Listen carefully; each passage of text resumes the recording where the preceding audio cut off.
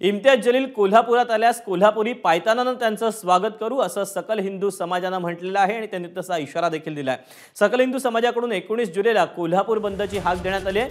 विशाळगडावरील गोंधळानंतर जलील यांनी मोर्चा काढणार असल्याचा इशारा दिलेला होता आणि त्याच मोर्चाविरोधात सकल हिंदू समाजाकडून 19 जुलैला कोल्हापूर बंदची हाक देण्यात आलेली आहे।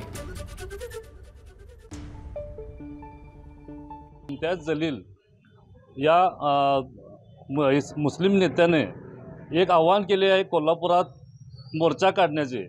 अशा प्रकारचा मोर्चा 19 तारखेला जर कोल्हापुरात निघत असेल आणि सामाजिक व्यवस्था जर ढासळत असेल तर अशा मोर्चाला सकल हिंदू समाज म्हणून आम्ही विरोध करणार आहोत आणि 19 तारखेला अशा मोर्चाला जर प्रशासनाने परवानगी दिली तर कोल्हापूर बंदची हाक दिली जाईल।